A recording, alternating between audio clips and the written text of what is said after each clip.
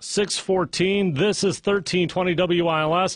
If you've been watching the Olympics, besides Michael Phelps winning yet more gold medals, you've noticed he's got these big marks all over his body. This is due to this ancient practice of therapy known as cupping. My next guest, Dr. John Michels, here to tell us if it actually works. He's a pain doctor, actually a Super Bowl champion. Dr. Michels, great to have you on WILS. Thank you for having me on tonight. Just quickly to talk about so you won the Super Bowl with the Green Bay Packers, then you injured your knee, and that essentially led to the end of your career. How frustrating was that for you? Well, losing your dreams and your passions to an injury was devastating for me, but it's what inspired this next career in my life. I said, you know what, if I can keep that from happening to someone else, that's a life well lived. So I always joke with my patients that I spent the first half of my life inflicting as much pain as I could. Now I've dedicated the second half of my life trying to cure it. As you're trying to deal, though, with the pain, were there points where you thought you were going to be able to overcome it, and then it just didn't work, or how did it go for you? Well, you know, I had taken a big chunk of bone off of my knee. I'd had 6 reconstructive surgeries. I'd gone through extensive rehabilitation. I'd tried everything under the sun and couldn't run again. I couldn't run pain-free. Every time I took a forceful step on my right leg, it shot a lightning rod right up my knee. So that was kind of the answer that I was looking for. Was I've done everything that I could. I've tried multiple surgeries. I've done every type of rehabilitation that I could try. And you know what? The writing's on the wall. I can't play this game anymore. Did you try any of these Eastern medicine approaches? I did acupuncture. I did some chiropractic work. I've done, some of the Thai massage. Did any of that help? You know what? Nothing got me back to the point where I could play again, and that was really the litmus test was, can I get back on the field and play at the level I wanted to play? How's your knee doing nowadays, then?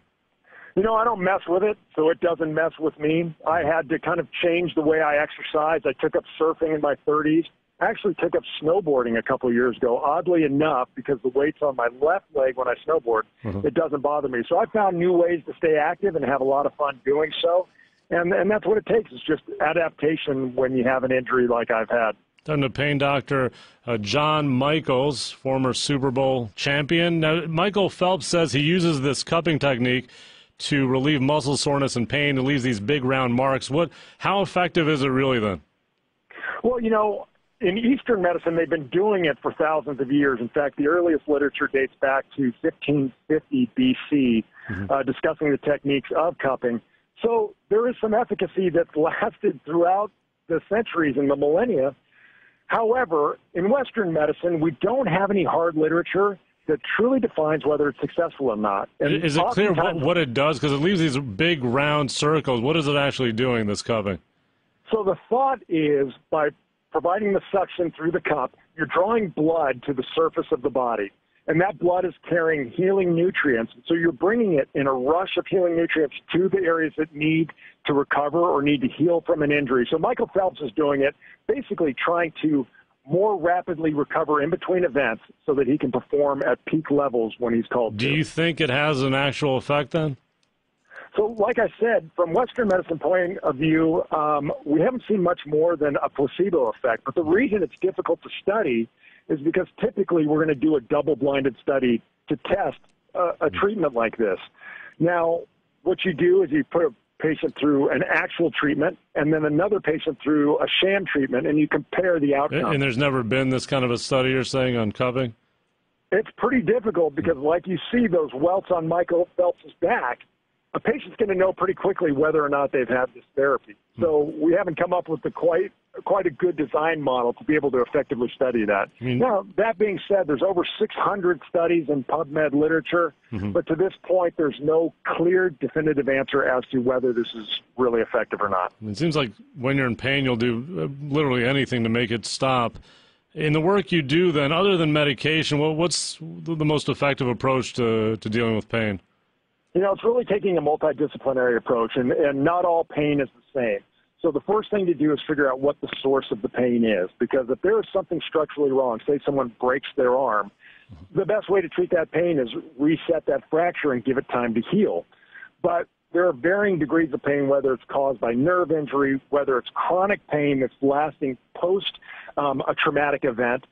Then you have to figure out where's this pain coming from, and let's get right to the source of that pain and treat it. So we use a multimodal approach. I use minimally invasive injections to treat nerves and to treat the sources of pain.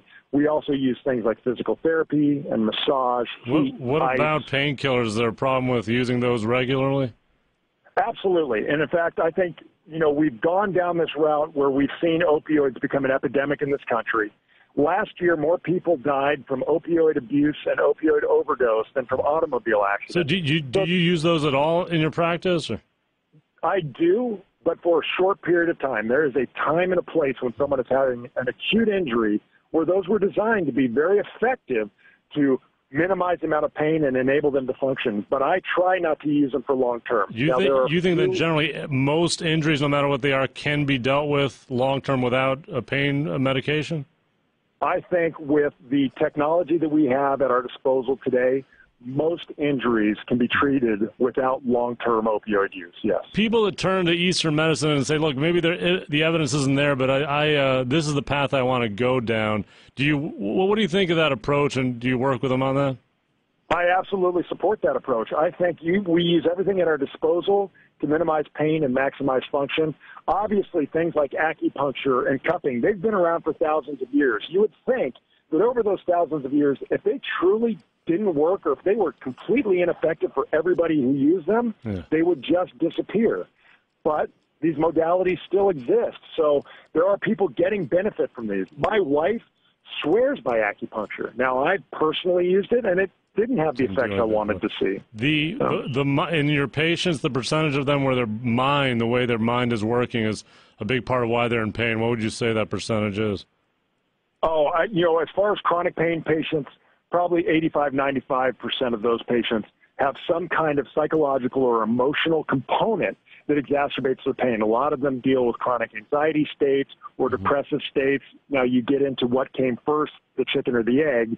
Is the depression and anxiety because of the pain, or did it pre-exist the pain? But the two definitely exacerbate one another. It's Dr. John Michels, pain doctor, an expert at this field, and one of the reasons is he went through a lot of pain himself, former Super Bowl champion. Dr. Michels, thank you very much. Appreciate you having me on. Take care.